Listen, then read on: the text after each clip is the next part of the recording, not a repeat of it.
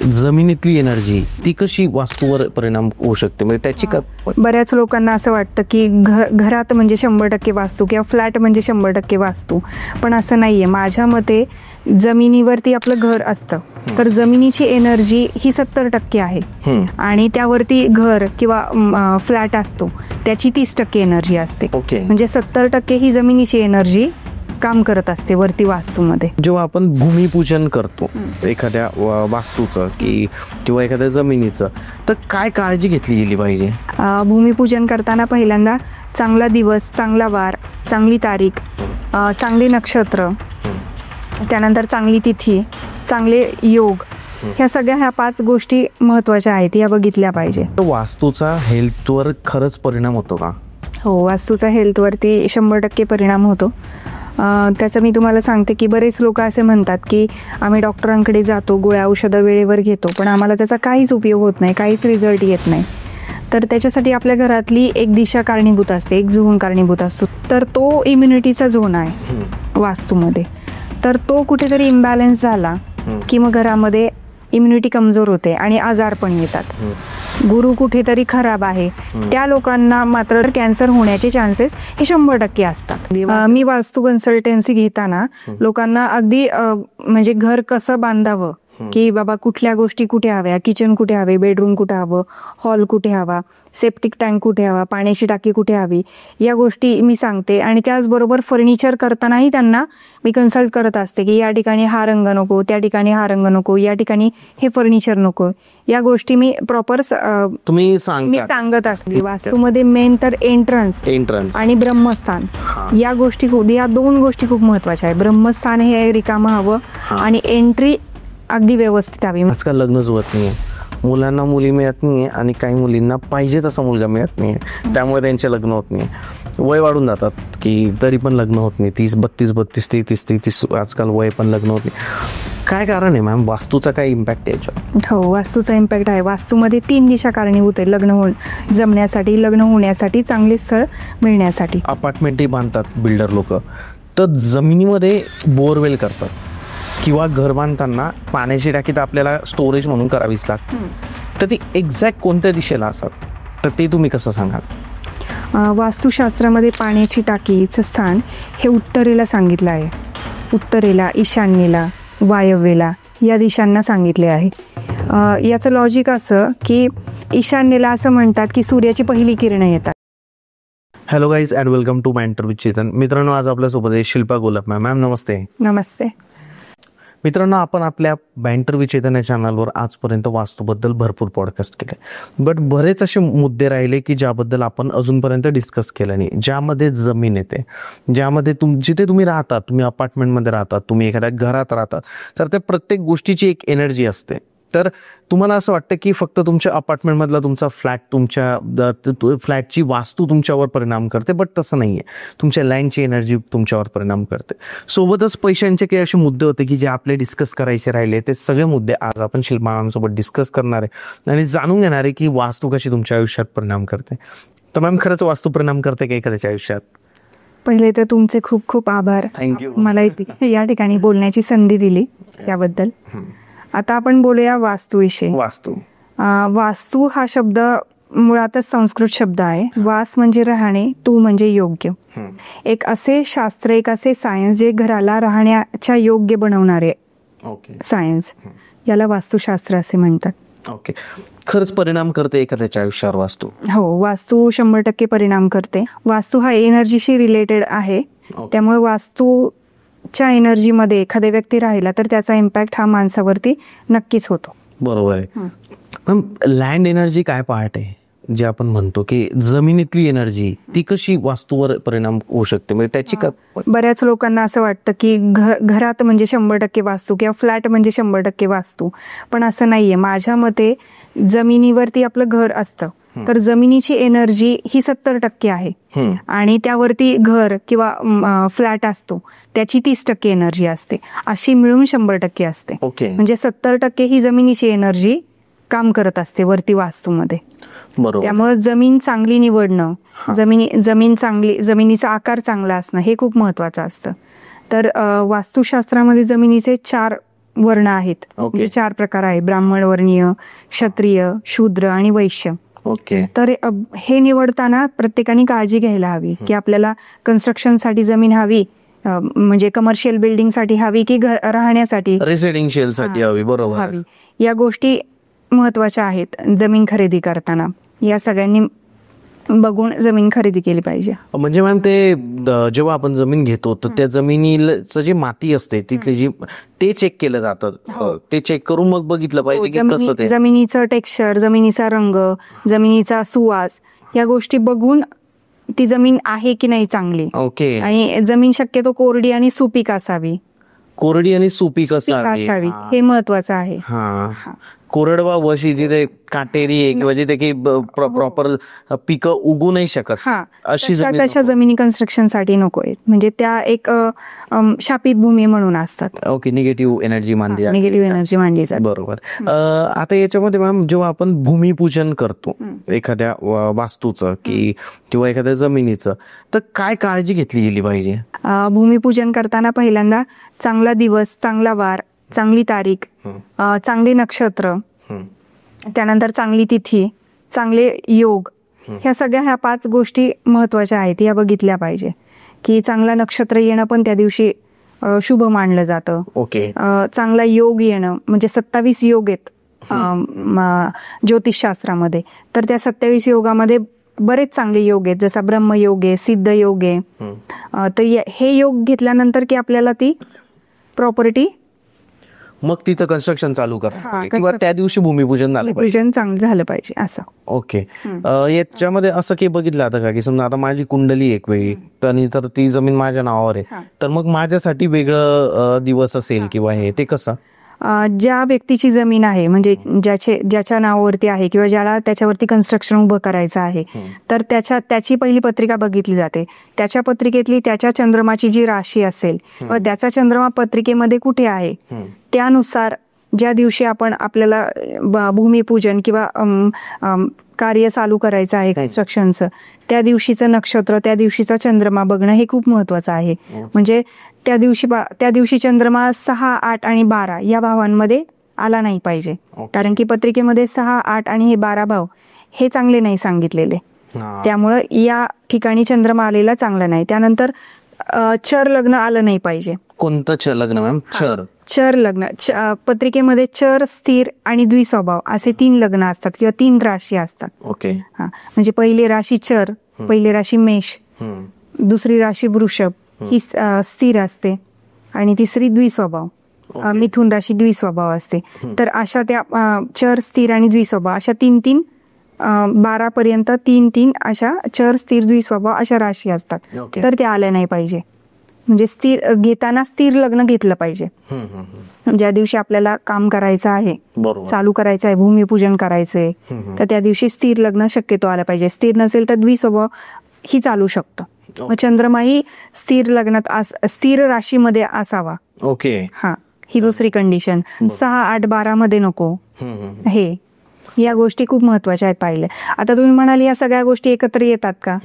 तर या गोष्टी जरी एकत्र आल्या नाही तर मग दुसरं आपण असं म्हणू शकतो की घरातली फॅमिली मेंबर आहेत त्यांच्या पत्रिकेवरनं मॅच करून आपण त्या दिवशीचा मुहूर्त आपण काढू शकतो.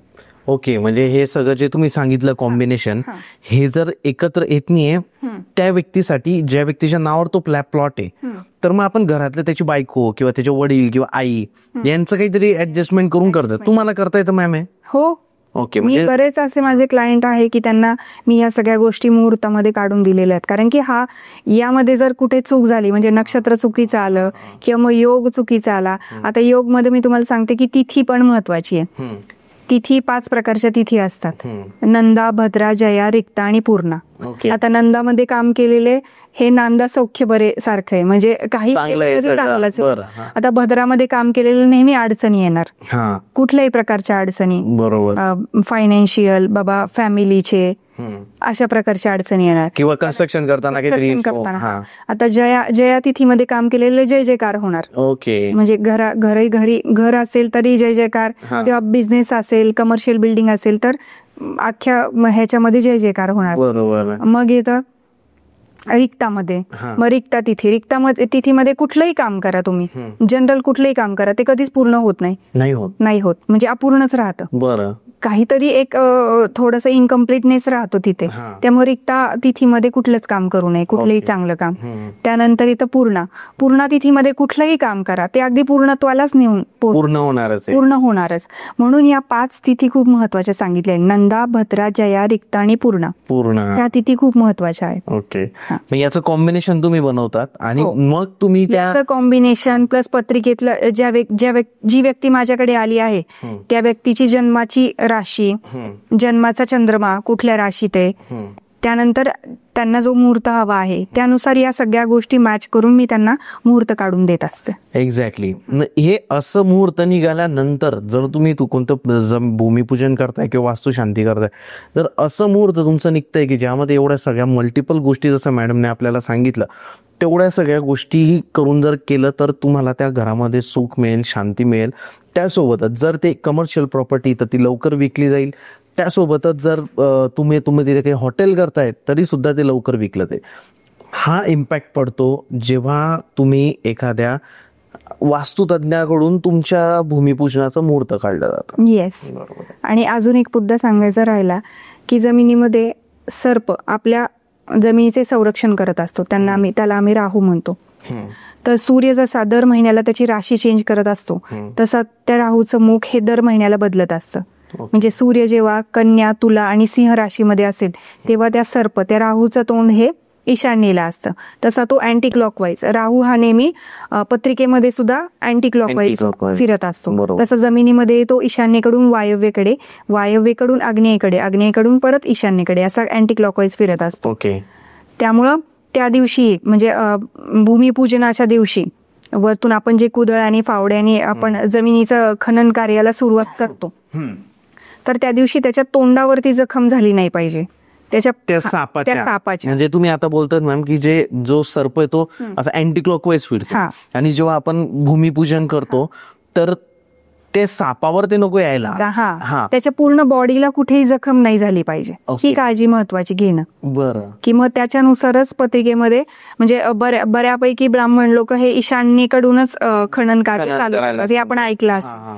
पण जर समजा चुकून त्या दिवशी ईशान्येलाच राहूचं तोंड असेल तर तुम्ही वरतून राहूलाच जखमी केलं, मग तो आपल्या घराचं संरक्षण कसे करेल? मग वरती असे प्रॉब्लेम येतात की मग अडचणी, अडथळे कामासाठी, मग कोर्ट कचेरी, भांडणं.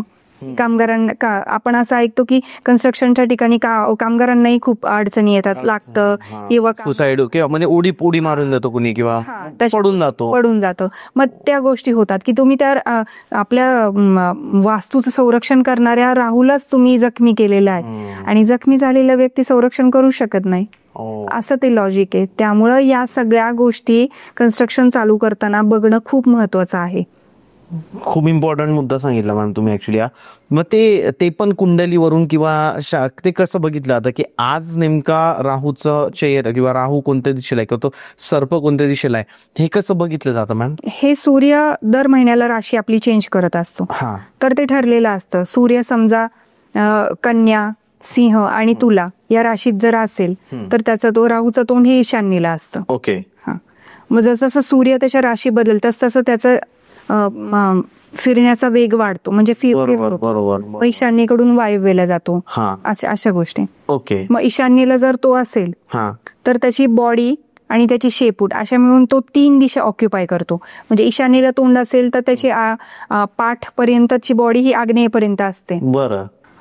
राहूचं तोंड ज्यावेळी ईशान्येला असतं त्यावेळी त्याची बॉडी, अर्धी बॉडी म्हणजे पाठ पर्यंत त्याचं आग्नेयेला असतं आणि शेपूट हे नैऋत्येला असतं. म्हणजे अशा त्या 3 दिशा तो ऑक्युपाय करत असतो.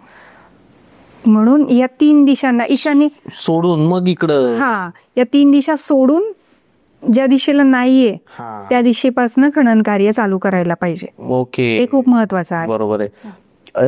एखादं कन्स्ट्रक्शन आहे, मी असं ऐकलंय की एखादं कन्स्ट्रक्शन आहे जे थांबलंय, ठीक आहे, म्हणजे कन्स्ट्रक्शन चालू असताना ते थांबलं. आता त्याला कारण अशी असू शकतात, जसं तुम्ही बोलले की राहूवर कुदळ मारली गेली, जखमी झाला सर्प राहू, तर ते चालू असताना मध्येच ते जर थांबलंय तर त्या घराची वास्तू बिघडते का? असं काही लॉजिक आहे मॅम की असं काही नाहीये? नाही, त्याचं पण लॉजिक असं आहे की समजा तुम्ही म्हणता की कन्स्ट्रक्शन चालू झालंय. आता माझ्याकडे एक क्लायंट होते, म्हणजे सगळं झालं व्यवस्थित, भूमिपूजन वगैरे झालं आणि कन्स्ट्रक्शन चालू केलं. ते खालचं फाउंडेशन चालू होतं त्यांचं आणि अचानक काम थांबलं. वर्ष झाले, म्हणजे पार्टनर्स बरोबरच वादिवाद, म्हणजे कंपनी होती मोठी त्यांची, पार्टनर्स बरोबर वादिवाद किंवा मग पुढे काही कामच झालं नाही. तर ते माझ्याकडे आले होते. त्यानंतर त्यांनी मला वास्तू व्हिजिट करायला बोलवलं त्या ठिकाणी की नक्की बाबा काय प्रॉब्लेम झाला. बरोबर.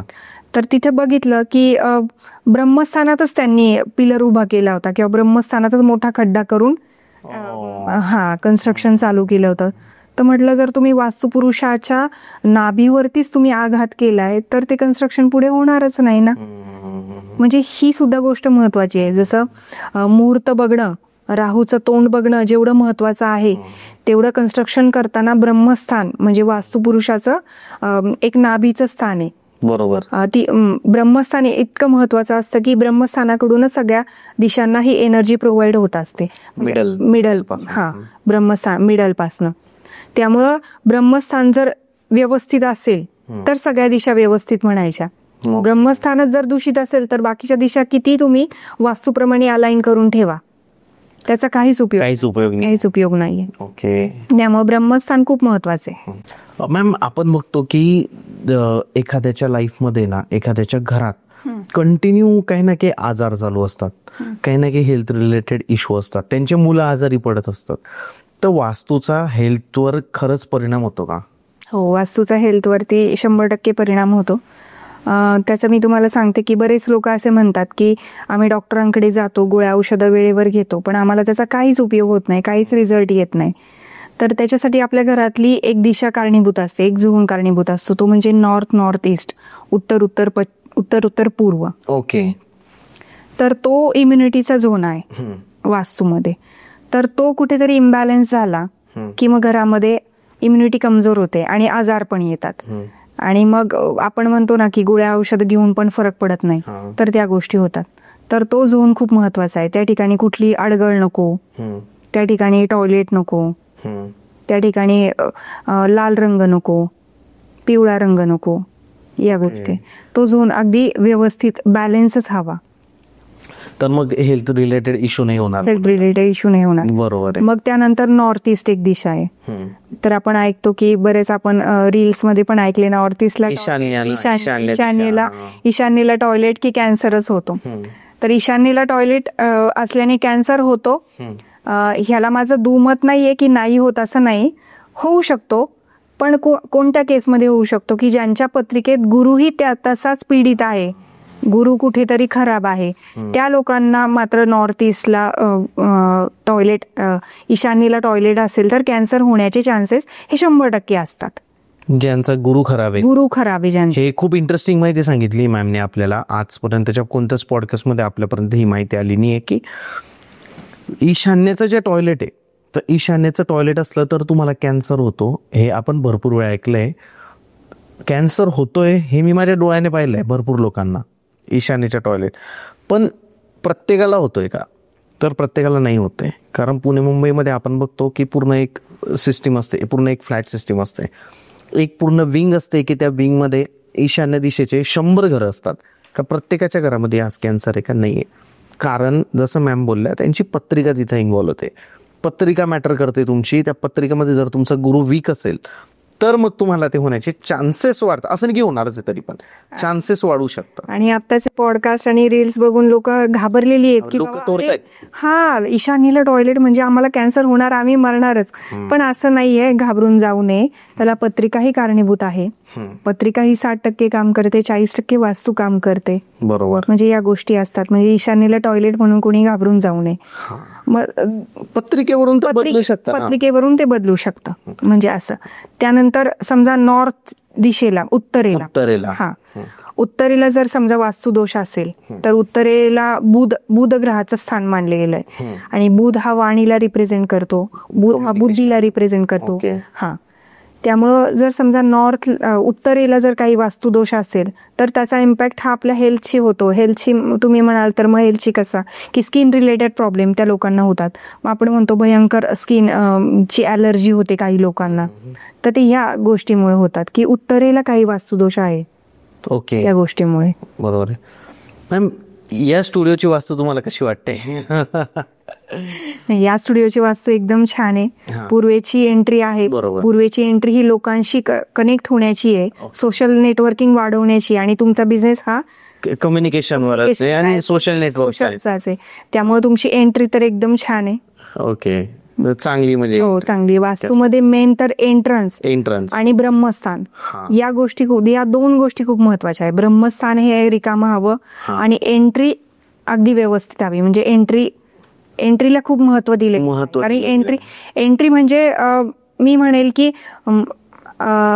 वास्तुपुरुषाचं नाक म्हण, की जसा श्वास घेतो आपण म्हणतो, हा, हा. की तसा श्वास घेतल्यामुळेच माणूस जगू शकतो. हा, तर एंट्रन्स म्हणजे हे नाकाचं काम करतं. ओके, हा, इतकं महत्व आहे. इतकं महत्वाचं आहे. म्हणजे पूर्वी बघा, पूर्वीची घरं ही 2 दार असायचे, 2 दरवाजा असायचे, 2. बरोबर. आता तो एकच केलेला आहे. हा, किंवा 2 दरवाजा का, की 2 नॉस्ट्रिल आपल्या 2 Correct. त्याच्यावरनं ते त्या काळचं ते लॉजिक होतं. ओके. की एक म्हणजे मला स्पेशली विचार तर आपला चंद्रनाडी आणि सूर्यनाडी एक असते, इडा नाडी, पिंगला नाडी, बरोबर. त्यावरनं ते लॉजिक आहे की वास्तूमध्ये शक्यतो 2 दरवाजे असावेत. वास्तूमध्ये 2 दरवाजे हवेतच, म्हणजे एंट्रन्स साठी का मॅम?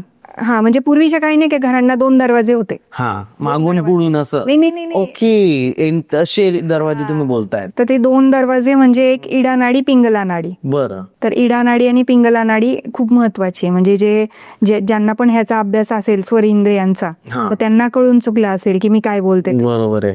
तर ते खूप महत्वाचं. आता कसं आहे की एकच डोर आणि आता फॅशन म्हणून एकच डोर, म्हणजे डोर असतं, तेच मोठं असतं, खूप तेच जास्त मोठं असतं. हो, म्हणजे 3 दरवाजांची जरी गरज असली तरी आपण एकच लावतो, त्यानं नीट लुक्स एकदम भारी वाटतं ते. बरोबर आहे. आता त्यानंतर साऊथ ईस्ट म्हणजे अग्नी दिशा. आता जर अग्नीला जर काही वास्तुदोष असेल तर त्या घरातल्या फिमेल्सला गायनॉलॉजिकल प्रॉब्लेम, म्हणजे आज आपण ऐकतो PCOD, PCOS हे आजार खूप वाढत चाललेले आहेत. ओके. तर मग या ठिकाणी या दिशेला जर काही वास्तुदोष असेल तर घरात फिमेलला या अडचणी येतात. मेलला किडनी रिलेटेड प्रॉब्लेम येतात. आग्नेयाला जर वास्तुदोष असेल तर. आणि मग तो दोष मध्ये काय काय येऊ शकतं? त्या दोषमध्ये समजा आग्नेयाला खड्डा आहे, पाण्याची टाकी आहे, सेप्टिक टँक आहे, ओके, अशा गोष्टी. वॉशरूम आहे, हा, वॉशरूम आहे, तर इश्यू होऊ शकतो. हे हेल्थ रिलेटेड प्रॉब्लेम आहे. किडनी आणि आणि कुठल्याही घरात बघा, साऊथ ईस्टला जर वास्तुदोष असेल ना तर त्या घरातल्या फिमेल ह्या आजारीच असतात. आग्नेयाला, कारण की आग्नेय हा शुक्र ग्रहाशी रिलेटेड आहे आणि सगळ्या शुक्र हा फिमेलला, महिलांना रिप्रेझेंट करतो. हा, त्यामुळे ज्यांच्या घरात आग्नेयाला वास्तुदोष असेल त्या घरातल्या फिमेल या म्हणजे त्यांना हेल्थ रिलेटेड प्रॉब्लेम असणारच, 100% असणारच. आग्नेयाच्या टॉयलेटला पण काही रेमेडी आहे का? हो, रेमेडीज करताना मी 5 अध्यायांवरती काम करते. म्हणजे रंग अध्याय, क्रिस्टल अध्याय, धातू अध्याय, रत्न अध्याय आणि वनस्पती अध्याय, असे 5 अध्याय वापरून मी रेमेडीज करत असते. तर त्याचा फायदा होतो मॅम? हो, त्याचा फायदा 100% होतो.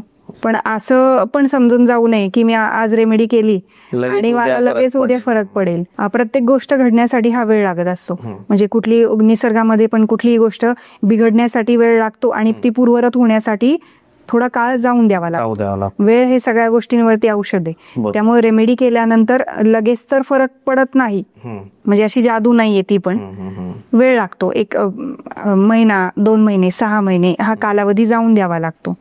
त्यानुसार फरक पडतो. पण 100% रिझल्ट आहेत.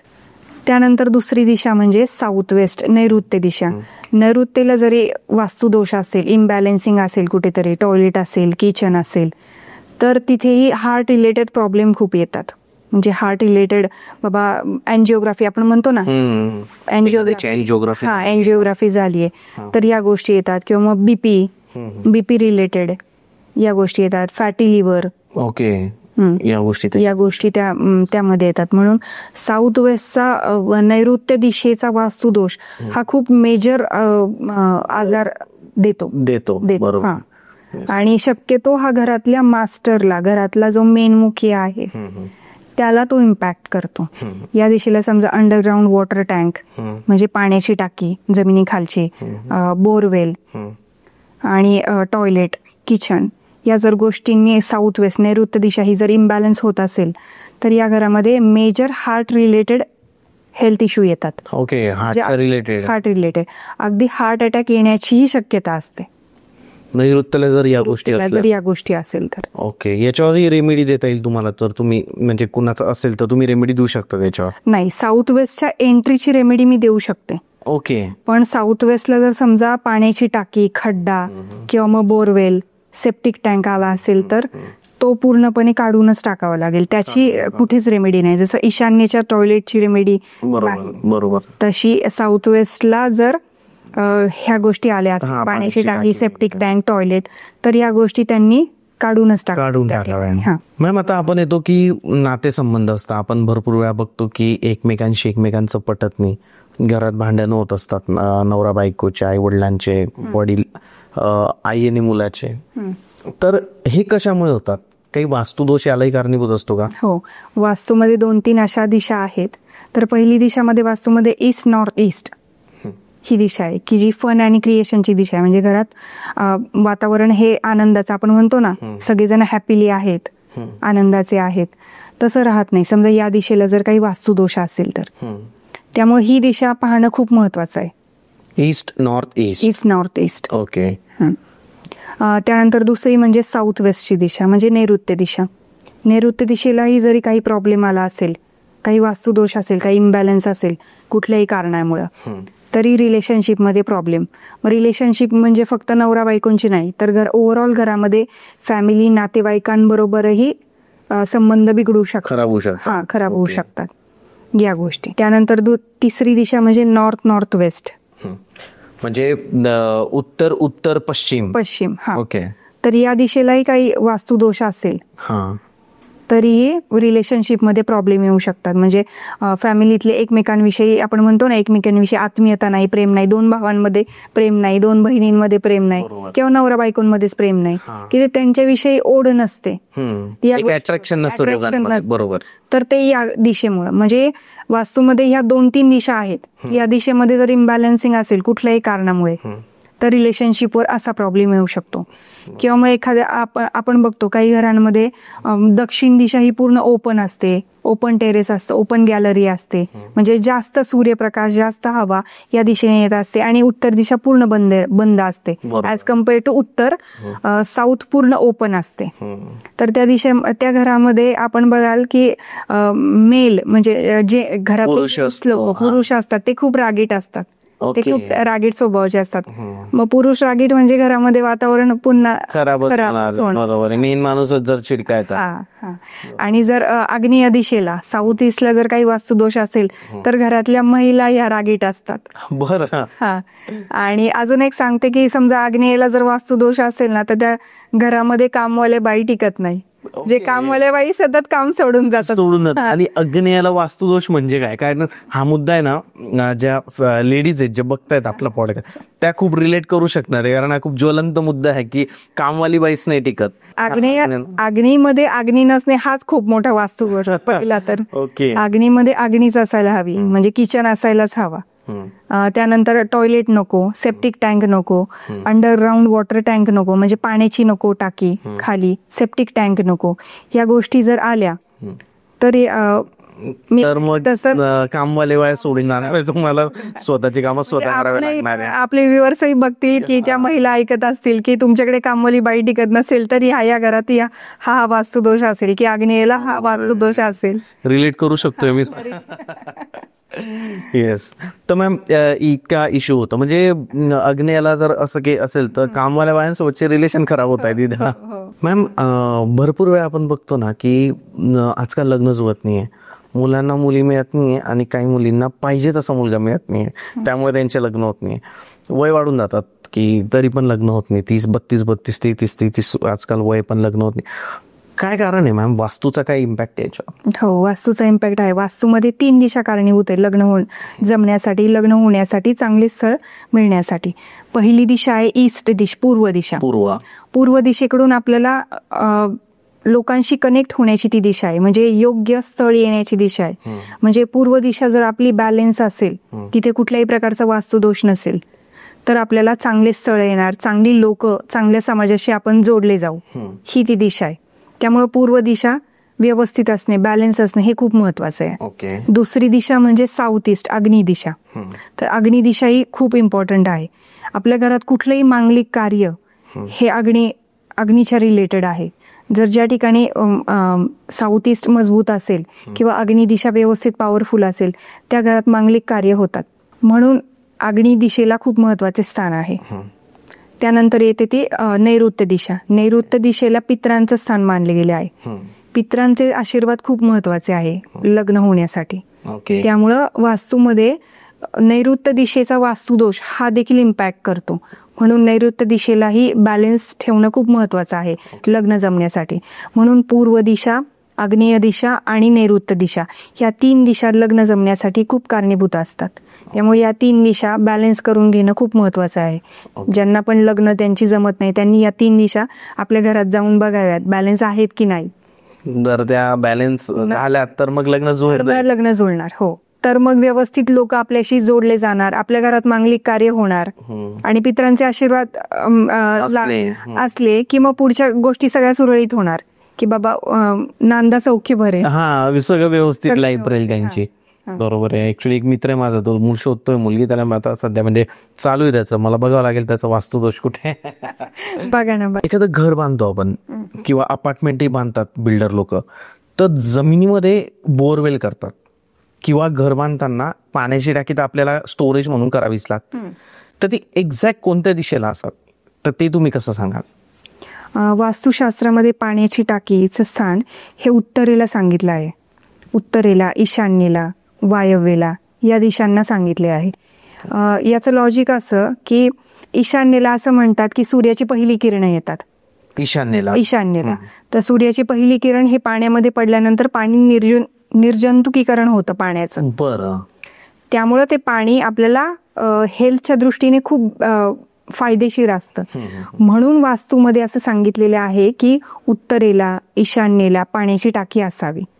ओके. हे त्याचं लॉजिक आहे. आणि बोरवेलच्या बाबतीत पण सेम मॅम? बोरवेल ही जमिनीच्या खालीच असते ना, तर मग त्यामुळे उत्तरेला, ईशान्येला बोरवेल असलेली खूप चांगली असते. कारण की जेणेकरून उत्तरेचा भाग हा खाली जातो ऍज कम्पेअर टू दक्षिणेच्या. बरोबर. मग दक्षिण बाजू उंच होणार आणि उत्तर बाजू खाली जाणार. ह्याचं ते लॉजिक आहे. बॅलन्स होईल, जेणेकरून सूर्याची किरण ही पहिली उत्तरेच्या साईडला खाली असणार, त्यामुळे उत्तरेच्या साईडला पाण्यामध्ये पडून पाणी हे निर्जंतुकीकरण होणार पाण्याचं.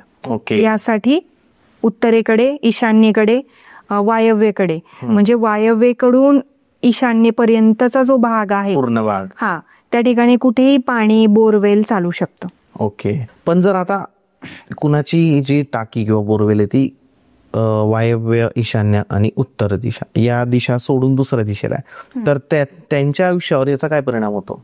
विहीर पण याच्यात कन्सिडर होईल ना? हो, विहीर पण कन्सिडर होईल. तर आग्नेय दिशेला समजा आग्नेयला पाण्याची टाकी आली असेल तर त्यांना मेजर फायनान्शियल प्रॉब्लेम येतो. म्हणजे पैशांच्या रिलेटेड प्रॉब्लेम हे असणारच.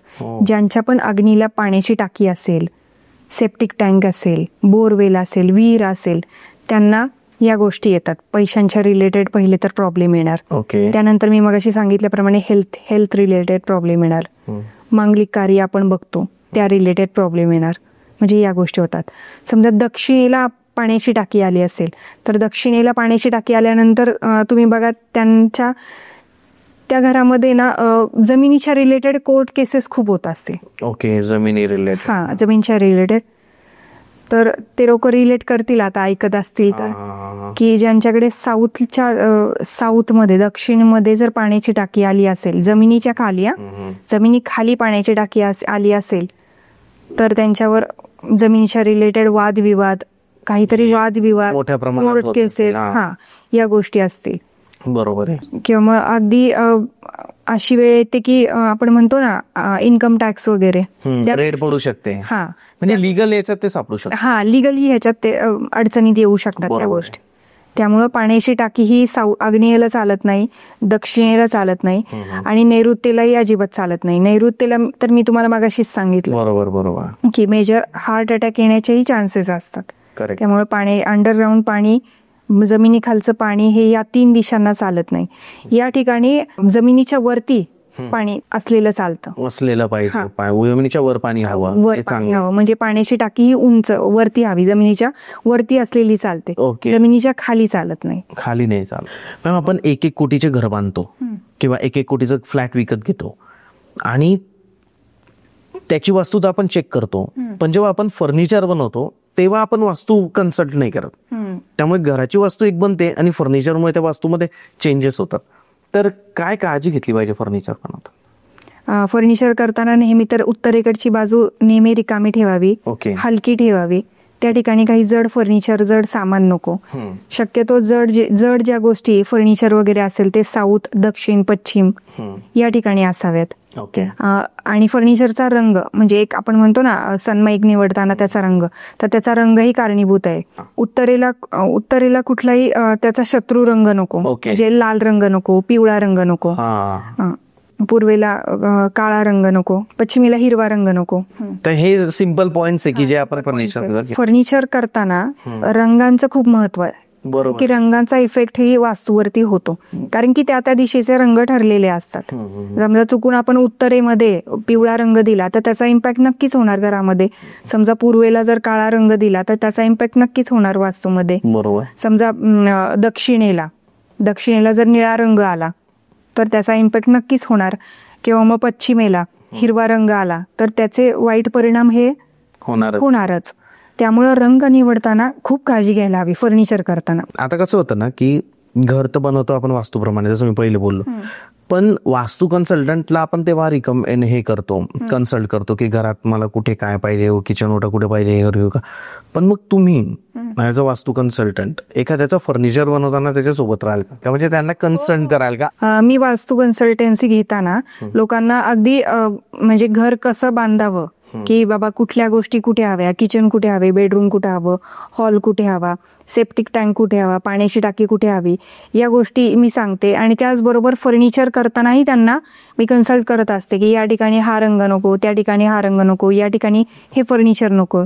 या गोष्टी मी प्रॉपर तुम्ही सांगत असते. असं नाही की फक्त घराचं वास्तू करतात, फर्निचर पण तुम्ही सांगतात त्यांना? फर्निचरही सांगतो. ओके मॅम, लहान मुलांवर बेडरूमचा की परिणाम होतो का, बेडरूमच्या दिशेचा वास्तूचा? लहान मुलावरही वास्तूचा परिणाम होतो. ओके. म्हणजे मुलींसाठी, स्पेशली मुलींसाठी नॉर्थ वेस्टची बेडरूम अगदी खूप चांगली सांगितलेली आहे वास्तूमध्ये. तर नॉर्थ वेस्टची का तुम्ही म्हणाल तर नॉर्थ वेस्टला चंद्रमाचे व्हायब्रेशन असतात. चंद्रमा हा शीतल ग्रह आहे, याची शीतलता, स्टॅबिलिटी येते आपल्या मुलींमध्ये, बॅलेन्स राहतात मुली. म्हणजे मुली सगळं आपण म्हणतो ना, मुली सगळं ऐकतात, बॅलेन्स असतात, शांत असतात, स्वभावाने प्रेमळ असतात, हे गुण त्यांच्यामध्ये येतात. त्यासाठी नॉर्थ वेस्टची बेडरूम ही मुलींची असायला हवी.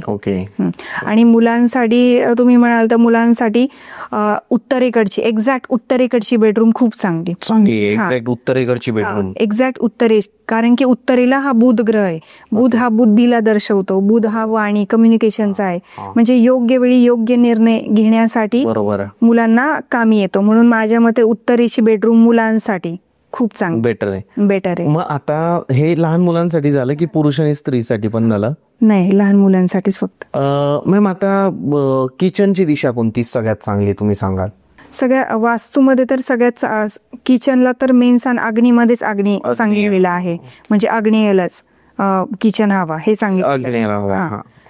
त्यानंतर साऊथ ईस्ट, त्याच्या शेजारी एक दिशा आहे, साऊथ ईस्टच्या शेजारी एक आहे दिशा, तिथेही किचन चालू शकतो आणि साऊथलाही किचन चालू शकतो. पण अट एकच की स्वयंपाक करताना चेहरा हा पूर्वेकडे असायला हवा.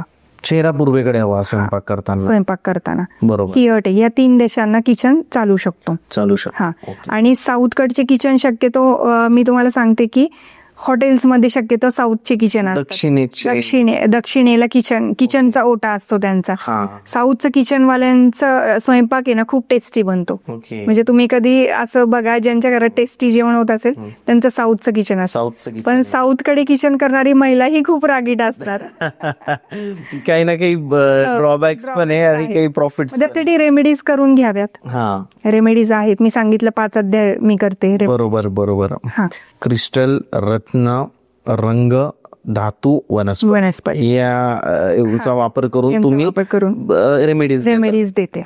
नॉर्थ वेस्टच्या किचनचा मी तुम्हाला एक गंमत सांगते की ज्यांच्या पण घरात नॉर्थ वेस्टला किचन आहे त्यांच्या घरात महिला या सतत किचन मध्येच काम करत असतात. ओके. म्हणजे सतत स्वयंपाकच बनवतात किंवा मग सतत पाहुणेच येत असतात. त्यांच्यासाठी काय काय पदार्थ हे बनतच असतात किचन मध्ये. त्यांचा किचन शक्यतो लेट बंद होतो असं बघण्यात आलंय. कंटिन्यू काम करत असतात त्या महिला. आणि नॉर्थ वेस्टचं किचन ज्यांच्या घरात असतो त्यांच्या घरात लव्ह मॅरेज झालेलेच असतात 100%. नॉर्थ वेस्ट म्हणजे मराठीत वायव्य यांच्याकडे तिथे लव्ह मॅरेज होतात. आपण बघितलंय की पूर्वीच्या ज्या वास्तू होत्या, पूर्वकालीन वास्तू, राजांच्या वास्तू आणि प्रजेच्या वास्तू, यात फरक होता थोडा. म्हणजे असं की तुम्ही जसं म्हणता ब्रह्मस्थान, तर तेही वेगवेगळं होतं, तर त्याबद्दल काय सांगाल? पूर्वी राजाची आणि प्रजेची वास्तू वेगळी होते. म्हणजे पूर्वी राजांकडे दरबारामध्येच एक ज्योतिष आणि एक वास्तू कन्सल्टंट असायचा. म्हणजे राजाला राज्य करायचं असायचं म्हणून राजा त्याच्या जवळच वास्तू कन्सल्टंट आणि ज्योतिष असायचे. तर राजाची वास्तू ही कशी होती, पश्चिमेला बेडरूम असायची राजाची. ओके. प्रॉपर आग्नेयीला नाही तर साऊथ ईस्ट एक दिशा आहे वास्तूमध्ये की जी कॉन्फिडन्स बिल्ड करतो आपला. ओके. तर तिथे त्यांचा किचन असायचा. पश्चिमेला बेडरूम असायचे. या गोष्टी होत्या. आणि ब्रह्मस्थान पूर्ण रिकामा असायचं. पण प्रजेचा विचार केला तर पूर्वी वास्तू कन्सल्टंट हे राजाचे हे प्रजेमध्ये ही वास्तू सांगत नसायचे की मग नाही का राजेचा आदेश असायचा की ही वास्तू जर माझी वास्तू केली आहे हे जर प्रजेला सांगितलं की त्यांना मारलं जायचं बाबा. पण हळूहळू या गोष्टी बाहेर येत गेल्या. मग तरी त्यावेळी वास्तुवाल्यांनी असं सांगितलं होतं की पूर्वी नाही का ब्रह्मस्थानामध्ये म्हणजे अंगणामध्ये विहीर असायची, अंगणामध्येच खड्डा असायचा. म्हणजे शक्यतो विहीरच असायची पूर्वीच्या घरांमध्ये, किंवा तुळस खड्डा करून तुळस किंवा असे केलेलं असायचा. मग तुम्ही ब्रह्मस्थानच दूषित केलं, मग बाकीची वास्तू ही बिघडणारच. बाकीची म्हणजे राजा याच्यासाठी करायचा कारण त्याला प्रजेला मोठं नव्हतं द्यायचं त्याच्यापेक्षा, कारण की त्यांना राज्य करायचं असं राजा प्रजेवर. त्यामुळं तो राजा नेहमी त्याची वास्तू ही पॉवरफुल आणि भक्कमच बनवायचा. आणि आपल्याला देताना ही वास्तू अशा पद्धतीने बाहेर आली की मग साऊथ वेस्टला नैऋत्येला बेडरूम असावी. त्यावेळी वास्तू कन्सल्टंट वाल्यांनी सांगितलं की नैऋत्येला बेडरूम असणारा माणूस हा शांत होतो की बाबा जे असेल त्या गोष्टीमध्ये समाधानी, सॅटिस्फाईड लाईफ, एक रिटायरमेंट लाईफ असते. मग त्या ठिकाणी बेडरूम असेल, वाईट नाहीये त्या ठिकाणी बेडरूम, पण त्या ठिकाणी बेडरूम गेल्यानंतर की मग माणूस शक्यतो 8 ते 10 तास हे बेडरूम मध्येच घालवत असतो झोपण्यामध्ये. आळशी बनतो की काम करण्याची इच्छा नाही. म्हणजे मी जर महिन्याला ₹1,00,000 कमवतो तर ठीक आहे, मी त्यामुळे लाख भरपूर झाले की मग असा एक ऍटिट्यूड होऊन जातो. आणि पश्चिमेला जो असतो त्याला नेहमी मी काय करू आणि माझं इन्कम वाढेल, माझा प्रॉफिट वाढेल, कारण की ती ठिकाणी गेन्स आणि प्रॉफिटची आहे. बरोबर. त्या एनर्जीमध्ये, पश्चिमेच्या एनर्जीमध्ये जर तो माणूस झोपला तर त्याला नेहमी मी वेगळं काय करल आणि माझा प्रॉफिट मार्जिन कसा वाढेल याकडे त्याचा कल असायचा. एक्झॅक्टली. तर हा फरक होता राजाची आणि प्रजेच्या वास्तूमध्ये. मॅम, आपण बघितलंय की आजकाल एक्स्ट्रा मॅरिटल अफेअर वाढत चालले, तर त्याचं कारण काय? एक्स्ट्रा मॅरिटल अफेअर्ससाठी वास्तूमध्ये पण 2-3 दिशा कारणीभूत आहे. म्हणजे आग्नेयला जर वास्तुदोष असेल, इम्बॅलन्सिंग असेल तर या गोष्टी घडू शकतात. म्हणजे पाणी असेल आग्नेय दिशेला तर मग एक्स्ट्रा मॅरिटल अफेअर होऊ शकतं. मग नैऋत्य दिशा बिघडली असेल, त्यानंतर वायव्य दिशा बिघडली असेल, या 2-3 दिशा जर बिघडल्या असतील आणि त्यातून पत्रिकेतले ग्रहही अलाइन झाले असेल, पत्रिकेतले राहू, शुक्र यांच्यावरती शनीची दृष्टी असेल, चंद्रमाही कुठेतरी पीडित होत असेल आणि घरातही या ठिकाणी वास्तुदोष असेल तर या गोष्टी घडतात. भरपूर कमेंट येतात की आता आपला पूर्ण पॉडकास्ट झाला त्याच्यात तुम्ही वास्तूबद्दल सांगितलं, पण भरपूर कमेंट अशा येतात की जे दारूचं दुकान असतं ते तर कुठेही राहिलं तरी पण चालतं, मग त्याच्या मागे रिझन काय? माझ्या लॉजिकनी मी उत्तर देते की ज्यांची पण दारूची दुकानं आहेत त्या मालकांच्या पत्रिका उघडून बघा. त्यांच्या पत्रिकेमध्ये शनी, राहू हे 2 ग्रह खूप पॉवरफुल असतील, म्हणून ते दारूचं दुकान म्हणून त्यांचं ते दारूचं दुकान चालतं. म्हणून तो त्यांचा बिझनेस चालतो. आणि दुसरी सांगायची गोष्ट म्हणजे दारूच्या दुकानात कुठेही सेप्टिक टँक, टॉयलेट, किचन या गोष्टी येत नाही वास्तुदोष येण्यासाठी. इम्बॅलन्सिंग काही नसतो. आणि तिसरी गोष्ट म्हणजे की ते थोडी ना मोबाईलचे दुकान, कपड्यांचे दुकान आहे की असे 100 आहेत एका गावामध्ये. एका गावामध्ये एखादच कुठे कमी असतात कमी दारूचे दुकानं. हा पण प्रभाव पडतो की बाबा. हे लॉजिकल रिझन झाले याच्यामध्ये. Ma'am thank you so much.